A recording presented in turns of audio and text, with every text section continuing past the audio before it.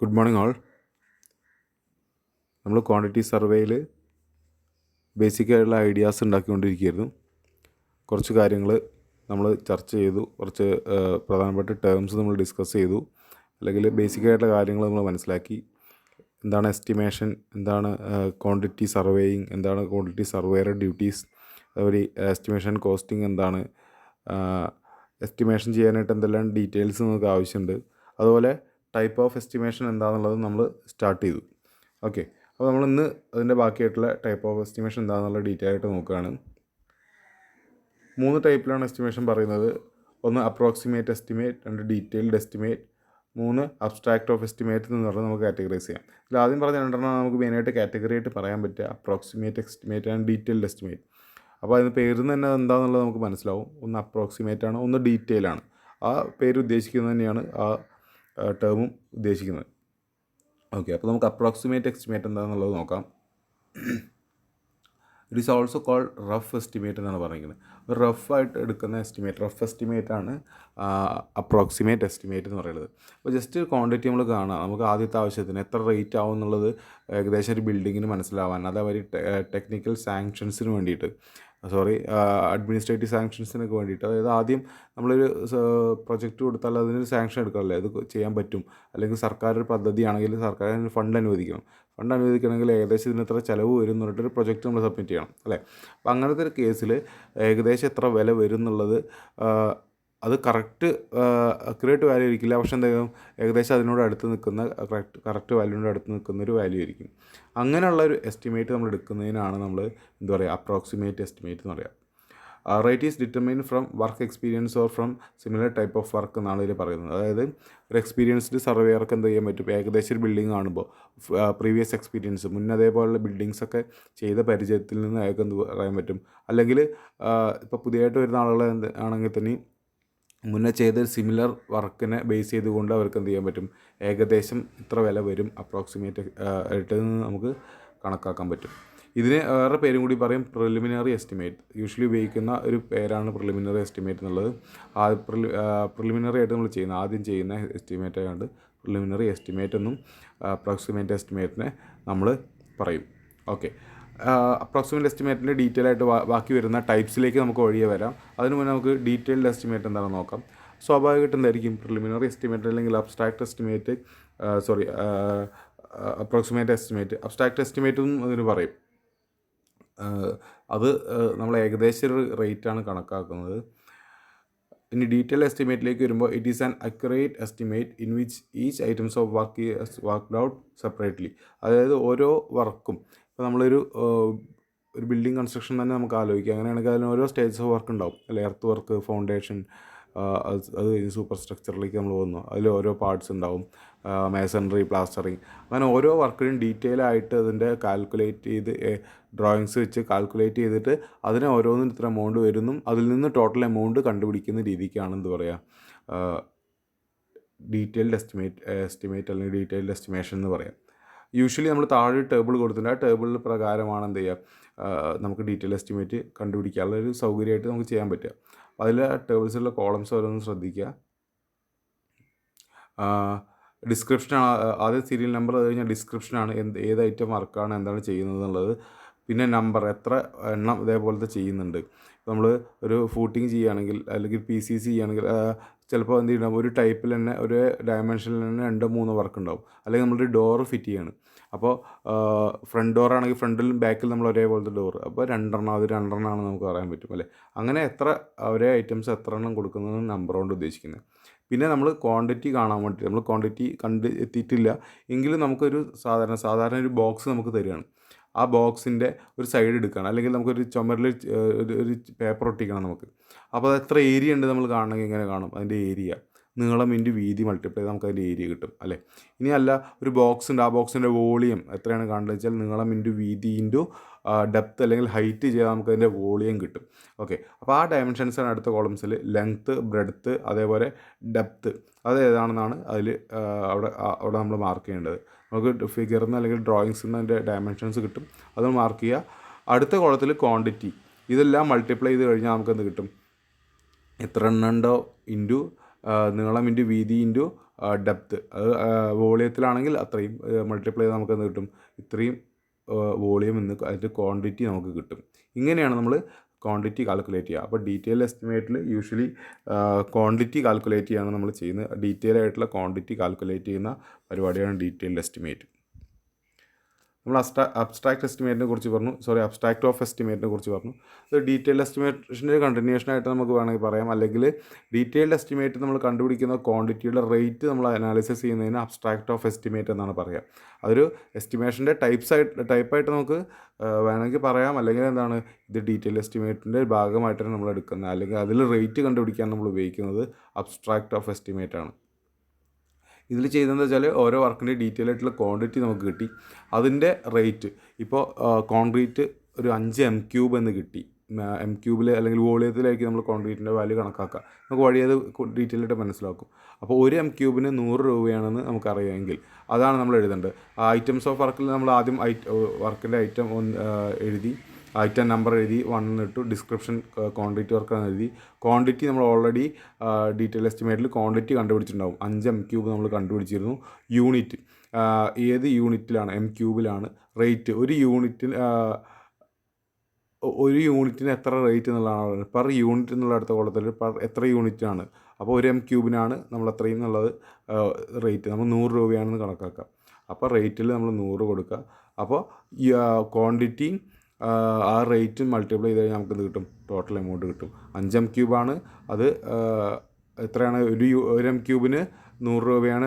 അങ്ങനെയാണെങ്കിൽ 5 m³ എത്രയാവും, 5 × 100 500 രൂപയായിരിക്കും എന്നുള്ള രീതിക്ക് നമുക്ക് എന്ത് ചെയ്യാൻ പറ്റും, ക്വാണ്ടിറ്റി കണക്കാക്കാം. ഞാൻ ജസ്റ്റ് ഒരു എക്സാമ്പിൾ സിമ്പിളായിട്ട് പറഞ്ഞു എന്നുള്ളൂ. അതിൽ നിങ്ങൾ കൺഫ്യൂഷൻ ആവേണ്ട. ഡീറ്റെയിൽ ആയിട്ട് നമ്മൾ ചെയ്യുമ്പോൾ നമുക്കത് ക്ലിയർ ആയി പോകും. അപ്പോൾ ഇതാണ് അബ്സ്ട്രാക്ട് ഓഫ് എസ്റ്റിമേറ്റ്, റേറ്റ് കണ്ടുപിടിക്കുന്നതാണെന്നുള്ളത് ഓർത്ത് വയ്ക്കുക. ഇനി നമുക്ക് ഇമ്പോർട്ടൻ്റ് ആയിട്ടുള്ള അടുത്തത് വരുന്നത് ടൈപ്സ് ഓഫ് അപ്രോക്സിമേറ്റ് എസ്റ്റിമേറ്റ് ആണ്. അപ്രോക്സിമേറ്റ് എസ്റ്റിമേറ്റിന് കുറച്ച് ടൈപ്സ് പറയുന്നുണ്ട്. അത് നമ്മൾ മനസ്സിലാക്കി വെക്കേണ്ടതും സിമ്പിളായിട്ടുള്ള കാൽക്കുലേഷൻസൊക്കെ അതിന് വരാറുള്ളതുമാണ്. അപ്പോൾ നമുക്കത് എന്താണെന്നുള്ളത് നോക്കാം. പ്രോബ്ലംസൊക്കെ ചെയ്യുന്നതിലേക്ക് നമ്മൾ വഴിയെ കിടക്കുകയുള്ളൂ. അപ്പോൾ അതിന് മുന്നേയായിട്ട് എന്താണ് അപ്രോക്സിമേറ്റ് എസ്റ്റിമേറ്റിൻ്റെ ടൈപ്സ് എന്ന് നോക്കാം. 4 പേരുകളാണ് കാണുന്നത്. ജസ്റ്റ് പേരുകളൊന്ന് വായിച്ചു പോകാം നമുക്ക്. ഒന്നാമത്തെ unit base method, 2 plinth area method, 3 cubic content method, 4 approximate quantity method. അപ്പോൾ നമ്മൾ ആലോചിക്കുക, അത് അപ്രോക്സിമേറ്റ് മെത്തേഡ് അല്ലെങ്കിൽ റഫ് മെത്തേഡാണ്, അല്ലെങ്കിൽ പ്രിലിമിനറി മെത്തേഡാണ്. അപ്പോൾ ഇത് എന്താണ്, റഫ് കോസ്റ്റാണ് ഇതിലുള്ളത് കാൽക്കുലേറ്റ് ചെയ്യുക. ഡീറ്റെയിൽ ആയിട്ട് ഓരോ വർക്കിൻ്റെ അല്ല, റഫായിട്ട് മൊത്തത്തിലൊരു ബിൽഡിംഗ് കാണുമ്പോൾ അതിൻ്റെ അല്ലെങ്കിൽ ബിൽഡിങ്ങിൽ നിന്ന് മൊത്തത്തിലുള്ള ഒരു വാല്യൂ എത്ര വരും എന്നുള്ളത് നമ്മൾ കണക്കാക്കുകയാണ് ചെയ്യുന്നത്. അതിനുള്ള ചില മെത്തേഡ്സാണ്. അത് കറക്റ്റ് അക്യുറേറ്റ് വാല്യൂ ആയിരിക്കില്ല കിട്ടുക. ഇതിൽ തന്നെ ഓരോ ടൈപ്സിനും അക്യുറസിക്ക് വ്യത്യാസമുണ്ട്. അതിൽ ഏതെങ്കിലുമൊക്കെ മെത്തേഡ്സ് നമ്മൾ അഡോപ്റ്റ് ചെയ്യും നമ്മുടെ ആവശ്യത്തിനനുസരിച്ച്. മോസ്റ്റ് അക്യുറേറ്റ് ആയിട്ടുള്ള മെത്തേഡ് അഡോപ്റ്റ് ചെയ്യാൻ നമ്മൾ ശ്രമിക്കുമെങ്കിൽ അത് ഏത് മോസ്റ്റ് അക്യുറേറ്റ് അപ്രോക്സിമേറ്റ് മെത്തേഡാണെങ്കിലും അതിൽ കിട്ടുന്ന വാല്യൂ കറക്റ്റ് വാല്യൂ ആയിരിക്കില്ല. അത് ഏകദേശ വാല്യൂ ആണ് നമുക്ക് അതിൽ നിന്ന് കിട്ടുക. ഓക്കെ, നമുക്ക് ഓരോന്നും ഡീറ്റെയിൽ ആയിട്ട് നോക്കാം. ആദ്യം പറയുന്നത് യൂണിറ്റ് ബേസ് മെത്തേഡാണ്. യൂണിറ്റ് ബേസ് മെത്തേഡ് എന്ന് പറഞ്ഞാൽ according to this method the cost of structure is determined by multiplying the total number of unit with the unit rate of each. അതായത് നമ്മളൊരു യൂണിറ്റ് റേറ്റ് കാണും. ഒരു ബിൽഡിംഗ് നമ്മൾ construct ചെയ്യുകയാണെങ്കിൽ അതിനൊരു ഓരോ യൂണിറ്റ്സ് ആയിട്ട് നമ്മൾ തിരിക്കും, അല്ലെങ്കിൽ അതിനെ പറ്റുന്ന രീതിയിലുള്ള യൂണിറ്റായിട്ട് നമ്മൾ കണക്കാക്കും. എന്നിട്ട് അതിൽ ഒരു യൂണിറ്റിന് ഇത്ര വില, അത് അങ്ങനെയാണെങ്കിൽ മൊത്തം എത്ര യൂണിറ്റ് ഉണ്ടോ അതിനനുസരിച്ച് നമ്മൾ മൾട്ടിപ്ലൈ ചെയ്ത് റേറ്റ് കണ്ടുപിടിക്കും. എക്സാമ്പിൾ പറഞ്ഞാൽ മനസ്സിലാവും നമുക്ക്. Rate for 1 bed is taken for hospital buildings. This unit rate is multiplied with number of beds to get the total cost. മനസ്സിലായണമെന്ന് വിചാരിക്കുന്നത്. ഒരു ഹോസ്പിറ്റലാണെങ്കിൽ നമ്മളൊരു യൂണിറ്റായിട്ട് എടുക്കുക ബെഡാണ്. ഒരു ബെഡിന് എത്ര, അതായത് ബെഡ് മേടിക്കാനുള്ള പൈസയല്ല ഉദ്ദേശിക്കുന്നത് കേട്ടോ. ഒരു ബെഡ് മൊത്തം കോസ്റ്റിനെ നമ്മൾ ഒരു ബെഡിൻ്റെ കോസ്റ്റിലേക്ക് മാറ്റുക. ഇങ്ങനെ നമുക്ക് പറയാം, മൊത്തം കോസ്റ്റ് നമുക്ക് അറിയുമെങ്കിൽ ആ മൊത്തം കോസ്റ്റ് ഡിവൈഡഡ് ബൈ എത്ര ബെഡ് ഉണ്ട് അത് ചെയ്ത് കിട്ടുന്ന ഒരു വില ഉണ്ടാവും. അതാണ് യൂണിറ്റ് റേറ്റ് എന്ന് പറഞ്ഞാൽ. ഇപ്പോൾ ഈ യൂണിറ്റ് റേറ്റ് നമുക്ക് എവിടെ നിന്ന് കിട്ടും? ആ യൂണിറ്റ് റേറ്റ് ബൈ എക്സ്പീരിയൻസ് അല്ലെങ്കിൽ ബൈ പ്രീവിയസ് ബിൽഡിങ്സ് നമ്മൾ നോക്കിയിട്ടാണ് നമുക്ക് ഒരു യൂണിറ്റിൽ അല്ലെങ്കിൽ ഒരു ബെഡിന് ഇത്ര വില നമ്മൾ കണക്കാക്കുക. അപ്പോൾ ആ യൂണിറ്റ് റേറ്റ് നമുക്ക് അറിയെങ്കിൽ, ഇപ്പോൾ നമ്മൾ 100 ബെഡുള്ള ഹോസ്പിറ്റൽ ഉണ്ടാക്കുകയാണെന്ന് വെച്ചാൽ ആ യൂണിറ്റ് റേറ്റ് ഇൻറ്റു 100 ചെയ്താൽ മതി. ഇനി അല്ല 500 ബെഡ്സ് ഉള്ള ഹോസ്പിറ്റലാണെങ്കിൽ അത് ഇൻറ്റു 500 ചെയ്താൽ മതി. അങ്ങനെയാണ് നമ്മൾ യൂണിറ്റ് റേറ്റ് മെത്തേഡിൽ ചെയ്യുക. അപ്പോൾ എല്ലാത്തിനും ഒരു യൂണിറ്റ് ഉണ്ടാവണം. ഇപ്പോൾ രണ്ടാമത്തെ ഒരു എക്സാമ്പിൾ പറയുകയാണെങ്കിൽ rate of 1 class room for school buildings. അപ്പോൾ സ്കൂൾ ബിൽഡിങ്സ് ആണ് ഒരു ക്ലാസ് റൂം ബേസിസിൽ നമുക്ക് പറയാം. ഒരു ക്ലാസ് റൂമിന് എത്ര രൂപ, അങ്ങനെയാണെങ്കിൽ ഒരു 10 ക്ലാസ് റൂമുള്ള ബിൽഡിംഗ് ആണെങ്കിൽ അതിന് എത്ര രൂപ, അല്ലെങ്കിൽ സ്റ്റുഡൻറ്റിന് എത്ര രൂപ, അങ്ങനെയും പറയാം. ഒരു സ്റ്റുഡൻറ്റിന് ഇത്ര രൂപയാവും. അപ്പോൾ അങ്ങനെയാണെങ്കിൽ 500 സ്റ്റുഡൻസിന് ഈ ബിൽഡിംഗ് കൺസ്ട്രക്ട് ചെയ്യാൻ എത്ര രൂപ. ഓക്കെ, അപ്പോൾ വില പറയുന്നത് എങ്ങനെയാണ്, മൊത്തം ബിൽഡിങ്ങിൻ്റെ വിലേനെ ഒരു യൂണിറ്റിലേക്ക് മാറ്റിയിട്ടാണ്, അത് ത്രൂ എക്സ്പീരിയൻസ് നമ്മൾ കണ്ടുപിടിച്ചിട്ടാണ് യൂണിറ്റ് റേറ്റ് മെത്തേഡ് ചെയ്യുന്നത്. അതൊരു അടുത്തൊരു എക്സാമ്പിൾ പറഞ്ഞാൽ rate for 1 seat for theatres. തിയേറ്ററിലാണെങ്കിൽ ഒരു സീറ്റിന് ഇത്ര എമൗണ്ട് നമ്മൾ മനസ്സിലാക്കി വെച്ചിട്ടുണ്ടാവും. അതേ ഇൻറ്റു എത്ര സീറ്റഡ് ആയിട്ടുള്ള തിയേറ്ററാണോ അത്രയും എമൗണ്ട് അല്ലേ. ഇപ്പോൾ ഒരു സീറ്റിന് ഇപ്പോൾ സിമ്പിളായിട്ട് പറയുകയാണെങ്കിൽ 100 രൂപയാണ് വരുന്നത്. ഒരു സീറ്റിന് 100 രൂപ. സീറ്റ് മേടിക്കാനുള്ള പൈസയല്ല, വീണ്ടും പറയുകയാണ്, ആ മൊത്തം കോസ്റ്റിനെ നമ്മളൊരു സീറ്റിൻ്റെ റേറ്റിലേക്ക് മാറ്റി മനസ്സിലാക്കിയതാണത്. അപ്പോൾ ഒരു സീറ്റിന് 100 രൂപയാണ്. അപ്പോൾ 100 സീറ്റുള്ളതാണെങ്കിൽ എന്തുണ്ടാവും, 100 × 100 അതായിരിക്കും അതിൻ്റെ എമൗണ്ട് പറയുന്നത്. ടോട്ടൽ റഫ് എമൗണ്ട് എന്ന് പറയുന്നത് അതായിരിക്കും. ഇനി അടുത്തൊരു മെത്തേഡ് പ്ലിന്ത് ഏരിയ മെത്തേഡാണ്.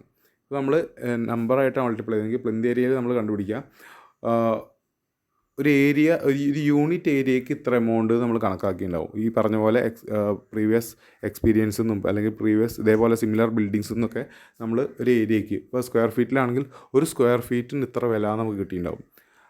ആ ഒരു സ്ക്വയർ ഫീറ്റിന് ഇത്ര റേറ്റ് ചിലവാക്കണം എന്നുണ്ടെങ്കിൽ നമ്മളെ ബിൽഡിങ് മൊത്തം അതിൻ്റെ പ്ലിന്ത് ഏരിയ എന്ന് പറഞ്ഞാൽ എന്താ പറയുക, നമുക്ക് നമ്മുടെ തറ ലെവലിൽ നമ്മൾ എടുക്കുന്ന ആ ഏരിയ, അതിനാണ് പ്ലിന്ത് ഏരിയ എന്ന് പറയാം. ആ പ്ലിന്ത് ഏരിയ എത്രയാണോ നമുക്കറിയാം. ഇപ്പോൾ ഒരു 1000 സ്ക്വയർ ഫീറ്റുള്ള ബിൽഡിംഗ് ആണ്. ഒരു സ്ക്വയർ ഫീറ്റിന് 10 രൂപയാണ്. 10 രൂപയല്ല, ഒരു എക്സാമ്പിൾ പറയുകയാണെങ്കിൽ 10 രൂപയാണെന്നുണ്ടെങ്കിൽ നമ്മൾ എന്ത് ചെയ്യേണ്ടി വരും, 1000 സ്ക്വയർ ഫീറ്റ് ആകുമ്പോൾ ഒരു സ്ക്വയർ ഫീറ്റ് 10 രൂപയാണെങ്കിൽ 10 × 1000 ചെയ്യേണ്ടി വരും അല്ലേ, 10000. ആ രീതിക്കാണ് നമ്മൾ പ്ലിന്ത് ഏരിയ മെത്തേഡിൽ ചെയ്യുക. അവിടെ ഏരിയയാണ് നമ്മൾ കണക്കാക്കുക. അപ്പോൾ ഈ ഏരിയ കണക്കാക്കുമ്പോൾ ഇതിൻ്റെ ഉള്ളിലുള്ള ഡീറ്റെയിലൊക്കെ ചിലപ്പോൾ വ്യത്യാസം ഉണ്ടാവും. മൊത്തം പ്ലിന്ത് ഏരിയയിൽ ചിലപ്പോൾ ചിലതിൽ കുറേ വാൾസ് കാര്യങ്ങളൊക്കെ വരുന്നുണ്ടാവും, അല്ലെങ്കിൽ ബാക്കി അതിലുള്ള ഫിറ്റിങ്സ് കാര്യങ്ങളൊക്കെ വരുന്നുണ്ടാവും. അപ്പോൾ അതിൻ്റെയൊക്കെ റേറ്റ് അതിനനുസരിച്ച് മാറും അല്ലേ, ബിൽഡിങ്ങിൻ്റെ മൊത്തം റേറ്റ് അനുസരിച്ച് മാറും, നമ്മൾ ഉപയോഗിക്കുന്ന മെറ്റീരിയൽ അനുസരിച്ച് മാറും.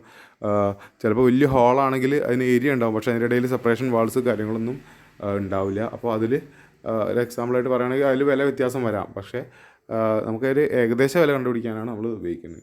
അടുത്തത് ക്യൂബിക്കൽ കണ്ടൻറ്റ് മെത്തേഡാണ്. ഇപ്പോൾ നമ്മൾ ഏരിയ ബേസ് ചെയ്തിട്ടാണ് പറഞ്ഞതെങ്കിൽ ക്യൂബിക്കൽ കണ്ടൻറ്റ് മെത്തേഡിൽ വോളിയം ബേസ് ചെയ്തിട്ടാണ് പറയുക. The cost of structure is calculated approximately as the total cubical content or volume of building multiplied by local cubic rate. ഒരു ക്യൂബിക്കൽ റേറ്റ് നമുക്ക് ആദ്യം മനസ്സിലായിട്ടുണ്ടാവും. അതായത് ഈ ഒരു ടൈപ്പ് ബിൽഡിംഗ് ഉണ്ടാക്കാൻ ഒരു m³ ഇത്രയാണ് വില. എങ്ങനെ m³ ആണ്, ആ ബിൽഡിങ്ങിൻ്റെ ഏരിയ ഇൻറ്റു ഹൈറ്റ് അല്ലേ. അപ്പോൾ ചെയ്യുമ്പോൾ എത്ര വോളിയം ഉണ്ട് നമുക്ക് കിട്ടും.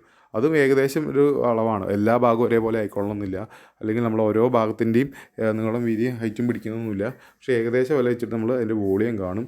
ആ വോളിയം ഇൻറ്റു ഒരു വോളിയത്തിന് അല്ലെങ്കിൽ ഒരു m³ അല്ലെങ്കിൽ ഒരു ക്യൂബിക് ഫീറ്റിന് ഇത്ര വില നമ്മൾ ആദ്യം മനസ്സിലാക്കിയിട്ടുണ്ടാവും. ആ ഒരു വോളിയത്തിൻ്റെ റേറ്റ് ഇൻറ്റു ടോട്ടൽ നമ്മളുടെ ബിൽഡിങ്ങിൻ്റെ വോളിയം ചെയ്താൽ നമുക്ക് അപ്രോക്സിമേറ്റ് ആയിട്ടുള്ള വില കിട്ടും. മോള് പറഞ്ഞ രണ്ട് മെത്തേഡിനേക്കാളും കുറച്ചും കൂടി അക്യുറസി ഈ പറഞ്ഞ cubic content മെത്തേഡിനാണുള്ളത്.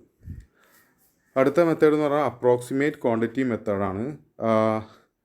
approximate total length of wall is found in running meters, and this total length is multiplied by the rate per running meter of wall, gives a fairly accurate cost.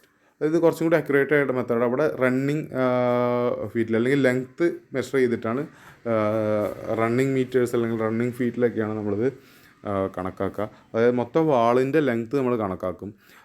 അപ്പോൾ 1 metre വാളിന് വേണ്ടിയിട്ട് ഒരു വാൾ മാത്രം ഉണ്ടാക്കാനുള്ളതാ അല്ല, 1 metre വാളിൽ ഉള്ളതാണെങ്കിൽ അതിന് ഇത്ര രൂപ നമ്മൾ കണക്കാക്കിയിട്ടുണ്ടാവും. അതാണ് അതിൻ്റെ യൂണിറ്റ് റേറ്റ്. അല്ലെങ്കിൽ 1 ഫീറ്റിൻ്റെ വാളിന് ഇത്ര വില നമ്മൾ മൊത്തം ബിൽഡിങ്ങിനെ ബേസ് ചെയ്ത് കണക്കാക്കിയിട്ടുണ്ടാവും.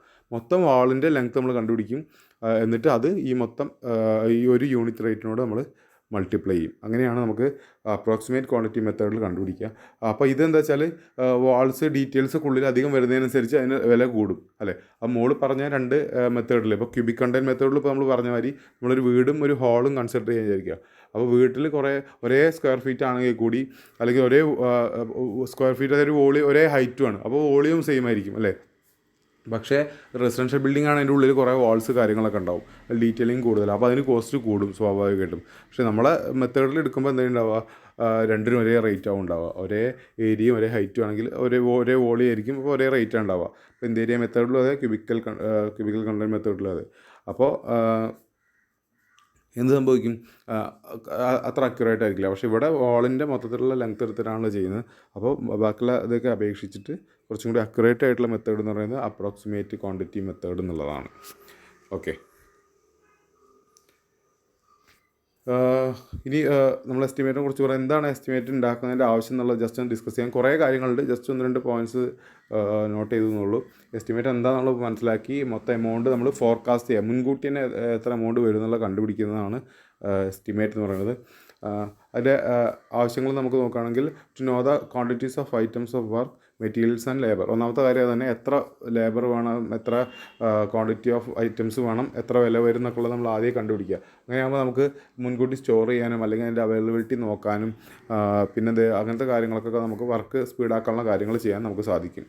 അടുത്ത പറഞ്ഞാൽ to decide whether the proposal can match the available fund to complete structure. നമ്മളിൽ കുറച്ച് പൈസ വന്നു, നമ്മളൊരു ബിൽഡിംഗ് ഉണ്ടാക്കാൻ തീരുമാനിച്ചു.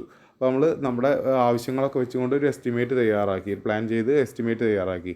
അപ്പോൾ അത് വെച്ചിട്ട് നമുക്ക് നോക്കാം എന്താ നമ്മുടെ കയ്യിലുള്ള ഫണ്ട് വെച്ച് അത് ഉണ്ടാക്കാൻ കഴിയുമോ, അല്ലെങ്കിൽ ഇനി ലോൺ എടുക്കണോ, അല്ലെങ്കിൽ നമ്മൾ എത്രയും ഡീറ്റെയിൽ വെച്ച് ചെയ്ത് കഴിഞ്ഞാൽ നമുക്കത് ബുദ്ധിമുട്ടാവുമോ എന്നുള്ള കാര്യങ്ങളൊക്കെ നമ്മൾ തീരുമാനിക്കണമെങ്കിൽ നമുക്ക് ആദ്യം എസ്റ്റിമേറ്റ് കണ്ടുപിടിക്കണം. അടുത്ത് to obtain the administrative and technical sanction.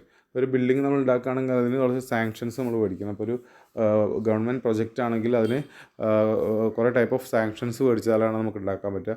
അപ്പോൾ ആദ്യമേ നമുക്ക് അതിനുള്ള എന്താ പറയുക, അനുമതി കിട്ടണമെങ്കിൽ നമ്മൾ ആദ്യം അഡ്മിനിസ്ട്രേറ്റീവ് സാങ്ഷൻ എടുക്കണം, പിന്നെ ടെക്നിക്കൽ സാങ്ഷൻ എടുക്കണം, പിന്നെന്താ ഫിനാൻഷ്യൽ സാങ്ഷൻസ് എടുക്കണം. അപ്പോൾ അതിന് വേണ്ടിയിട്ട് എന്ത് ചെയ്യണം, നമ്മൾ ഏകദേശം ഒരു എമൗണ്ട്, അല്ലെങ്കിൽ ചില സമയത്ത് ടെക്നിക്കൽ സാങ്ഷനൊക്കെ നമ്മൾ ഡീറ്റെയിൽ ആയിട്ടുള്ള എമൗണ്ട് എസ്റ്റിമേറ്റ് ചെയ്യണം.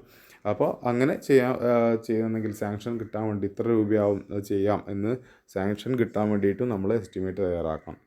പിന്നെ അതുവഴി ടെൻഡേഴ്സ് ആൻഡ് കൊട്ടേഷൻ. നമ്മളൊരു വർക്ക് കൊടുക്കുകയാണ്, ഒരു സർക്കാർ പ്രൊജക്റ്റ്, ഒരു ഹോസ്പിറ്റൽ വർക്ക് നടക്കുന്നുണ്ട്. അപ്പോൾ അതൊരു കോൺട്രാക്ടർക്ക് അതിന് ടെൻഡർ കൊടുക്കണം, ഒരു വർക്ക് എടുക്കുന്ന ആളുകൾക്ക് അത് കൊടുക്കണം. അപ്പോൾ കൊടുക്കണമെങ്കിൽ എത്ര രൂപയ്ക്ക് ഇത് കൊടുക്കണം, എത്ര ചിലവാകും നമ്മൾ നോക്കിയിട്ട് അതിൻ്റെ പ്രോഫിറ്റ് കാര്യങ്ങളൊക്കെ നോക്കിയിട്ട് വേണം അത് കൊടുക്കാൻ. അപ്പോൾ അങ്ങനെ എമൗണ്ടിന് കൊടുക്കണം, ഇത്ര എമൗണ്ടിന് തരാമെന്ന് പറഞ്ഞ് കൊടുക്കണമെങ്കിൽ എന്ത് വേണം, ആദ്യം എസ്റ്റിമേറ്റ് തയ്യാറാക്കിയിട്ടുണ്ടാവണം. അപ്പോൾ അതിനും എസ്റ്റിമേറ്റ് ആവശ്യമാണ്. പിന്നെ നമുക്ക് കുറച്ച് ടേംസ് പരിചയപ്പെടാം. ഒന്നാമത്തെ ഇമ്പോർട്ടൻ്റ് ആയിട്ടുള്ളത് ലംസം എന്നുള്ള ടേമാണ്. എന്താണ് ലംസം എന്നാണ്.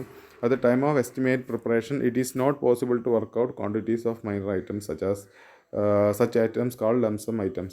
അതായത് ചില ഐറ്റംസ് ഒന്നും നമുക്ക് കണക്കാക്കാൻ പറ്റില്ല. ഇപ്പോൾ നമ്മൾ എന്താ പറയുക, ചില അൺഫോർസീൻ ഐറ്റംസ് നമുക്ക് എത്ര രൂപയാവുന്നതിന് അല്ലെങ്കിൽ എത്ര ക്വാണ്ടിറ്റി അതുണ്ട് എന്ന് നമുക്ക് കണക്കാക്കാൻ കഴിയില്ല. പക്ഷേ അതിന് ചാർജ് വരും അല്ലേ. അങ്ങനെയുള്ള ഇതൊക്കെ കണക്കാക്കുന്നതാണ് നമ്മൾ ലംസം ചാർജസ് എന്ന് പറയുക. അത് നല്ല എമൗണ്ട് ഉണ്ടാകും, പക്ഷേ നമുക്കൊരു പ്രത്യേക ക്വാണ്ടിറ്റി ആയിട്ട് റേറ്റായിട്ട് നമുക്ക് പറയാൻ കഴിയില്ല. ഇപ്പോൾ നമുക്ക് എക്സാമ്പിൾസ് പറയുകയാണെങ്കിൽ ആർക്കിടെക്ചറൽ ഫീച്ചേഴ്സ്. ഒരു ആർക്കിടെക്ചറൽ ഫീച്ചേഴ്സ് നമ്മൾ ഭംഗിക്ക് വേണ്ടി കൊടുക്കുന്ന ചില കാര്യങ്ങളുണ്ടാവാം. അതേപോലെ ആർക്കിടെക്ചറൽ ചാർജുകൾ ഉണ്ടാവാം അല്ലേ. അതേമാതിരി കോണ്ടിജൻസീസ് ആൻഡ് അൺഫോർസീൻ ഐറ്റംസ്. ഇന്ന കോണ്ടിജൻസി നമുക്ക് വഴിയെ പറയാം. അൺഫോർസീൻ ഐറ്റംസ് എന്ന് പറഞ്ഞാൽ നമുക്ക് കാണാൻ കഴിയാത്ത, നമ്മൾ ട്രെയിനിങ് കൊടുക്കുന്ന എമൗണ്ട്. ഇപ്പോൾ ലേബേഴ്സിന് നമ്മൾ ട്രെയിനിങ് കൊടുക്കുകയാണ്, അപ്പോൾ പ്രത്യേക ഐറ്റമായിട്ട് നമുക്ക് പറയാൻ കഴിയില്ലെങ്കിലും അതിനെന്ത് വരുന്നുണ്ട്, എക്സ്പെൻസ് വരുന്നുണ്ട്. ഇങ്ങനെയുള്ള ക്ലീനിങ് ചെയ്യുന്നത്, അങ്ങനെയുള്ള കാര്യങ്ങളൊക്കെ. അപ്പോൾ അങ്ങനെയുള്ളതിനൊക്കെ അതിൻ്റെ പ്രൊഡക്റ്റ് നമ്മൾ കാണില്ല, പക്ഷെ എന്താ അതിന് ചിലവ് വരും അല്ലേ. അങ്ങനെയുള്ളതിനൊക്കെ ഉൾപ്പെടുത്തിയിരിക്കുന്ന എസ്റ്റിമേറ്റിൽ ഉൾപ്പെടുത്തുന്നതിനാണ് നമ്മൾ ലംസം എമൗണ്ട് എന്ന് പറയുക. അത് നമ്മൾ LS എമൗണ്ട് എന്നും അതിനെ റെപ്രസെൻറ്റ് ചെയ്യാറുണ്ട്. അടുത്തത് PS ചാർജ് എന്നൊരു ടേമാണ്. അതെന്ന് പറഞ്ഞാൽ സ്കിൽഡ് ലേബർ, അതായത് കോൺട്രാക്ട് ബേസിസിലുള്ള സ്റ്റാഫിനൊക്കെ നമ്മൾ കൊടുക്കുന്ന എമൗണ്ടിനാണ് പ്രൊവിഷണൽ സം ചാർജ് എന്നാണ് അതിന് പറയുക. പ്രൊവിഷണൽ സം അങ്ങനെ ഉള്ളവർക്ക് കൊടുക്കുന്ന എമൗണ്ട്, അതിനാണ് PS ചാർജസ് എന്ന് പറയുക. അതായത് കോണ്ടിജൻസീസ് നമ്മൾ പറഞ്ഞു, it is the provision of cost from previous experience like accidental cost. Example പറയുകയാണെങ്കിൽ ആക്സിഡൻ്റൽ കോസ്റ്റ്, അങ്ങനെ എന്തെങ്കിലും ഒരു കോണ്ടിജൻസി ചാർജ് നമ്മൾ വയ്ക്കും. ഇങ്ങനെ പിന്നെ ഒരു എക്സ്ട്രാ ചാർജ് എന്തെങ്കിലും എക്സ്ട്രാ ചിലവ് വരികയാണെങ്കിൽ, ഒരു ആക്സിഡൻ്റൽ കോസ്റ്റ് ആണ്, ആക്സിഡൻ്റ് ഉണ്ടായ കോസ്റ്റ് എന്നല്ല, പെട്ടെന്ന് ഉണ്ടാകുന്ന എന്തെങ്കിലും ചിലവുകൾ. അപ്പോൾ അതൊരു ആക്സിഡൻറ്റും ആവാം. അപ്പോൾ ആക്സിഡൻറ്റ് എപ്പോഴും ഉണ്ടായിക്കൊള്ളണമെന്നില്ല, പക്ഷേ അതിനുള്ള സാധ്യത ഉണ്ട്. അപ്പോൾ അതിനുള്ള എമൗണ്ട് നമ്മൾ കണക്കാക്കിയില്ലെങ്കിൽ നമുക്ക് ചിലപ്പോൾ ബിൽഡിങ്ങിൻ്റെ ആ ഫണ്ടിങ്ങിനെ തന്നെ മൊത്തമായിട്ട് ബാധിക്കും അല്ലേ. അപ്പോൾ അങ്ങനെയുള്ള ഇതിനൊക്കെ വേണ്ടിയിട്ട് നമ്മളൊരു ഡെഫിനിറ്റ് പേഴ്സൻറ്റേജ് നമ്മൾ എന്ത് ചെയ്യും, നമ്മൾ ടോട്ടൽ എസ്റ്റിമേറ്റിൽ ആഡ് ചെയ്യും. അതിനാണ് കോണ്ടിജൻസീസ് എന്ന് പറയുക. ഓക്കെ, അപ്പോൾ അതൊക്കെ പുതിയ ടേമുകളാണ്. അതൊക്കെ ഒന്ന് മനസ്സിലാക്കി വെക്കുക എന്താണെന്നുള്ളത് ഇമ്പോർട്ടൻ്റ് ആയിട്ടുള്ള ടേംസാണ്. ഇനി നമുക്ക് കുറച്ച് ടേംസൊക്കെ പരിചയപ്പെടാണ്ട് കുറച്ച് കാര്യങ്ങൾ പറയേണ്ടത് നമുക്ക് വഴിയെ അടുത്ത ക്ലാസ്സുകളിൽ ഡീറ്റെയിൽ ആയിട്ട് പരിചയപ്പെടാം. Okay, thank you.